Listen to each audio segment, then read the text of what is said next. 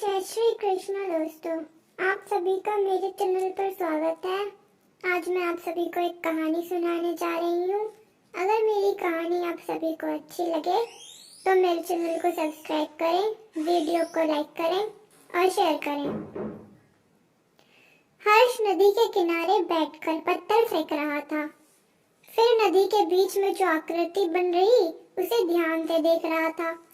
आकृति बड़ा होते होते नदी के किनारे में मिल जाती है। एक लड़का आया और बोला, चलो ना हर्ष, यहाँ अकेले क्यों बैठे हो? हर्ष बोला, नहीं, मैं नहीं जा रहा। वह लड़का फिर बोला, सब तुम्हारी राह देख रहे हैं, तुम्हारे बिना तो खेलने में बिल्कुल मजा नहीं आता और हमारे टीम में केवल तुम ही बॉलिंग कर पाते हो।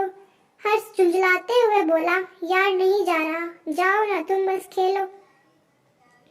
लड़का और कुछ बोल न सका, सिर नीचे कर वापस लौटा और जाते जाते बोला, पता नहीं हर्ष को क्या हो गया है। आवाज हर्ष के कानों में जा लगी। वह उठा और जाकर अपने दोस्त के सिर के पीछे एक थप्पड़ मार दिया और बोला, मुझे क्या हो गया है, बोलो। और क्या था? दोनों में खूब लड़ाई हो गई।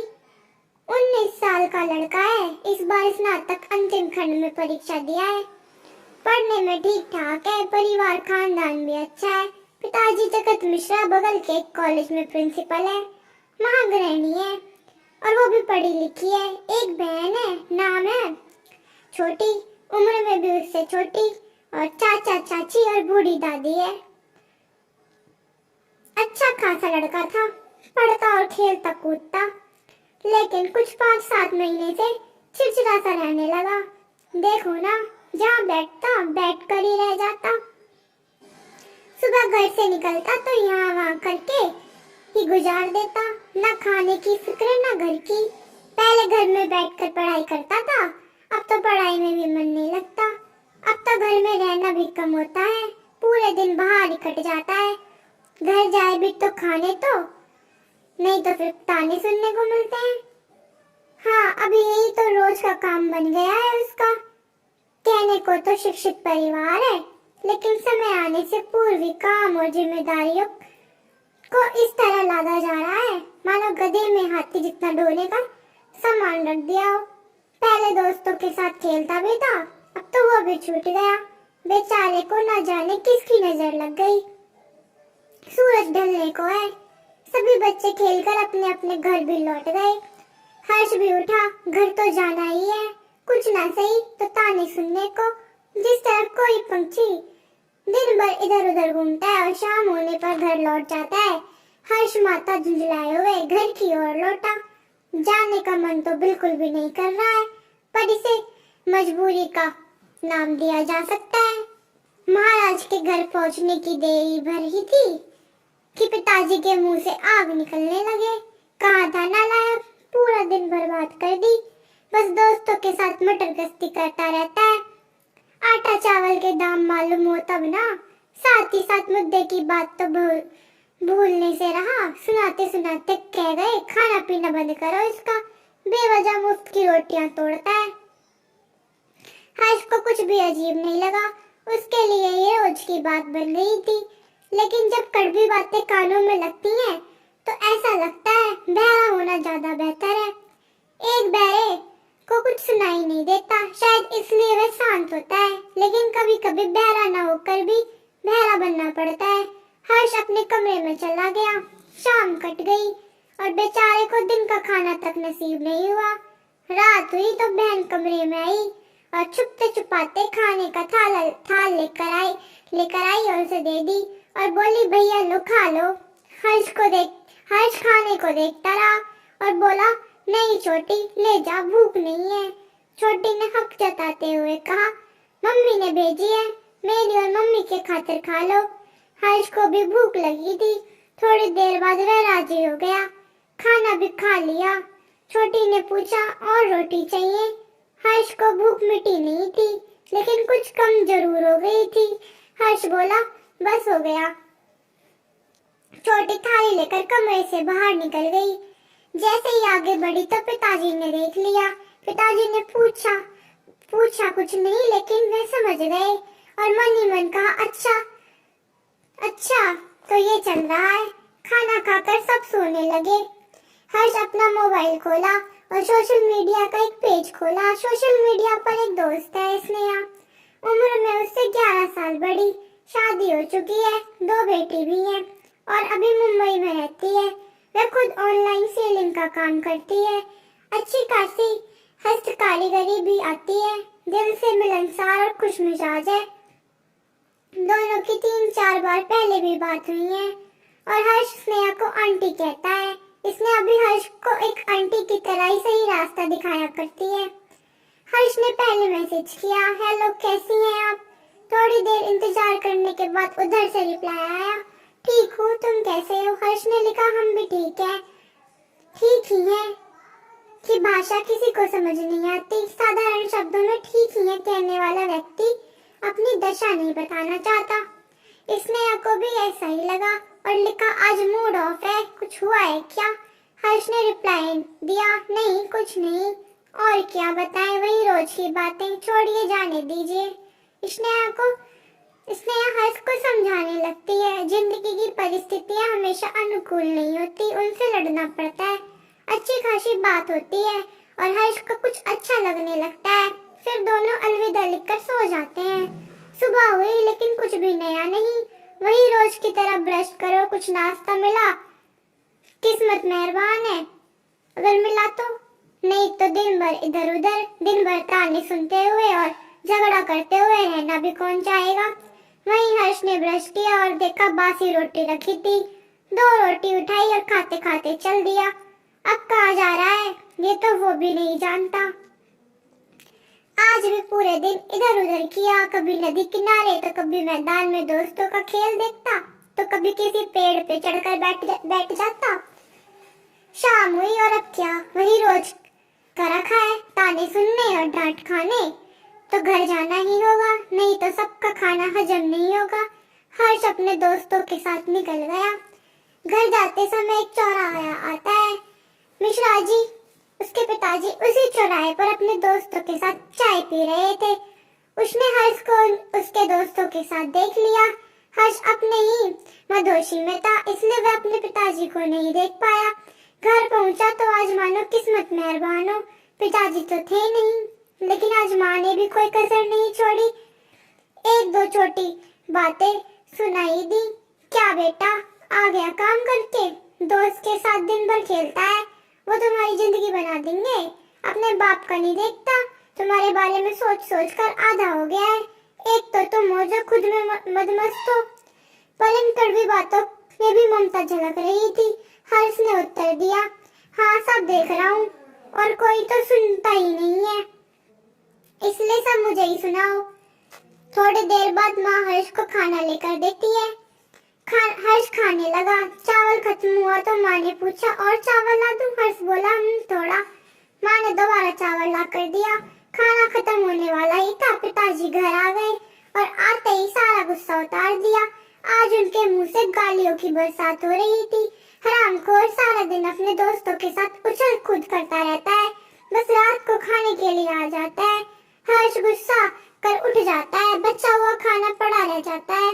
अन्न का अपमान देख पिताजी का गुस्सा 7वें आसमान पर चढ़ जाता है और डांटते हुए बोले, कमाएगा ना तब अन्न की कीमत समझ में आएगी, मुफ्त का अनाज तो बस बात के होटल में मिलती है, नालायक कहीं का।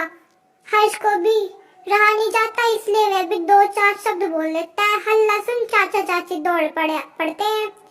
कमरे भी हल्की फुल्की भीड़ जमा हो जाती है। कोई हर्ष का पक्ष लेता है तो कोई उसके पिताजी का। चाचा जी तो अपने भाई का पक्ष लेते हैं, लेकिन चाची जी तो हर्ष का पक्ष लेती है। चाची जी हर्ष को पकड़ लेती है और कहती रहती है, कौन सी उम्र हो गई है बच्चा ही तो है, 19 साल का ही तो है, इतनी उम्र में तो बच्चे घर बैठ के खाते हैं और अपना हर्ष तो होनहार है, कुछ अच्छा कर ही लेगा, समय तो लगता ही है। पिताजी फिर भी नहीं रुकते, उन्हें किसी की बात की कोई परवाह नहीं थी। उनकी फिक्र सही थी लेकिन तरीका गलत था। इससे पहले भी कई बार बहस हुई थी, लेकिन आज कुछ ज्यादा ही हो गया। हर्ष भी अपने गुस्से को रोक न सका, जज्बात में आकर कह बैठा, खिलाने की हिम्मत नहीं है तो जन्म किसने देने को कहा था। यह कहने भर की देरी थी, पिताजी ने उसे जोर से एक तमाचा मारा। नालायक, खाना तो मिल जाता है चुपके चुपके, इससे जबान कैंची की तरह चल रही है, बात बनाने के सिवा कुछ भी नहीं आता। हर्ष रोने लगता है। वह रोता हुआ अपने कमरे में चला जाता है। धीरे धीरे घर का माहौल भी शांत होने लगता है, लेकिन हर्ष के दिल में आज बातों का घाव सा बन गया। सभी घाव की दवा होती है, पर बातों की घाव की दवा नहीं होती। अब वह सारे बंधनों से मुक्त होना चाहता है, बस किसी तरह से इन तारों से छुटकारा मिल जाए। उसे एक रास्ता नजर आने लगा, किसी तरह से यहाँ से भागा जाए, लेकिन कहाँ जाऊँ? बाहर तो मुझे कोई जानता भी नहीं। फिर उसे याद आया, हाँ, स्नेहा आंटी है ना, शायद वो कुछ मदद करे। अब यही एक अंतिम रास्ता बचा था। यही सोचकर वो बैग में कुछ कपड़े और जमा किए हुए कुछ पैसे लेता है। आधी से ज्यादा रात बीत चुकी थी। वह बाहर देखता है तो सभी खाकर कब के सो चुके थे। वह आहिस्ता आहिस्ता अपने पैर कमरे से बाहर निकालता है और धीरे से दरवाजा खोलकर बाहर निकल जाता है। बाहर अंधेरा छाया हुआ था। वह उस अंधेरी रात में चल पड़ता है। थोड़ी ही दूर में बस स्टेशन है। हर आधे घंटे में कोई ना कोई गाड़ी खुलती है। हर्ष चलते चलते स्टेशन तक पहुंच गया। कई बसें लगी थी। आते ही कई बस कर्मियों ने घेर लिया और बोला, कहाँ जाना है, कहाँ जाना है? हर्ष बोला, मुंबई के लिए बस है। बस कर्मी ने उत्तर दिया, आइए आइए, जल्दी चलिए, ये वाला बस अभी खुल रहा है। हर्ष टिकट बनाकर बस में बैठ जाता है। थोड़ी देर में बस चल पड़ती है। हर्ष अपना मोबाइल निकालता है और उसने आंटी को कई बार मैसेज करता है, हाय हेलो, कैसे हैं, सुनिए, आपसे बात करनी है, जाग रहे हैं तो रिप्लाई दीजिए, आप सो गई हैं क्या? कुछ इसी तरह के मैसेज भेजता है। हाँ, पर उधर से कोई रिप्लाई नहीं आया। हर्ष की आंखें लग गई और वह झपकी लेता हुआ सो गया। सवेरा हुआ, आंखें खुली तो आंटी के कई मैसेज थे। गुड मॉर्निंग, मैं ठीक हूँ, तुम कैसे हो और क्या बात करनी है? हर्ष भी गुड मॉर्निंग लिखकर सारी बात बता देता है। इसने आंटी पूछती है, अभी तुम कहाँ हो? हर्ष जवाब देता है, पता नहीं, अभी कोई पुल पार कर रहा हूँ। इसने हर्ष को कई बार समझाने की कोशिश करती है, पर हर्ष को वापस जाने में भी डर लगता है। हर्ष स्नेहा से कहता है, आप कुछ कीजिए ना, कम से कम कोई काम पकड़ा दीजिए। स्नेहा परिस्थिति को भली भांति समझ रही थी। वह कई बार हर्ष को समझाती है, पर विफल रहती है। अंत में स्नेहा कहती है, देखती हूँ। स्नेहा के दिमाग में पूरे दिन भर यही बात घूमती रही, कोई इंसान मुसीबत में है और उससे मदद मांग रहा है और चाहकर भी वह उसकी मदद नहीं कर पा रही है। राजू कुछ दिन पहले अपना काम छोड़कर चला गया। घर के सारे काम अब स्नेहा को करने पड़ते हैं। स्नेहा चाह रही थी कि उसे कुछ दिन के लिए घर में काम पर ही रख लिया जाए, लेकिन जिसे देखे तक नहीं, ठीक से जानते भी नहीं, उस पर कैसे भरोसा किया जा सकता है? घर में 2 छोटी बच्चियां भी हैं। उन पर से पतिदेव जी 1000 प्रश्न की भरमार लगा देंगे। कौन है, कहाँ से है, तुम इसे कैसे जानती हो, और भी अनगिनत प्रश्न। नहीं, ये ठीक नहीं होगा, कुछ दूसरी तरकीब ढूंढनी पड़ेगी। यह सोचकर स्नेहा अपने 2 दोस्तों को फोन करती है और इस बारे में बताती है। उनके दोनों दोस्त भी 1-2 दिन का समय मांगते हैं। आज हर्ष रात का मैसेज करता रह गया, पर स्नेहा ने जवाब नहीं दिया। सुबह हुई तो स्नेहा ने हर्ष को मैसेज किया, हाय कैसे हो, कब तक पहुंचोगे? हर्ष ने मैसेज देखते ही तुरंत रिप्लाई किया, हेलो, ठीक हूँ, शायद कल सुबह तक पहुंच जाऊंगा। स्नेहा फिर पूछती है, कुछ नाश्ता किया और रुपए बचे हैं तुम्हारे पास? हर्ष ने उत्तर दिया, हाँ, पाव रोटी का एक पैकेट लिया है, कुछ खाया, कुछ बची हैं और कुछ रुपए भी बचे हुए हैं।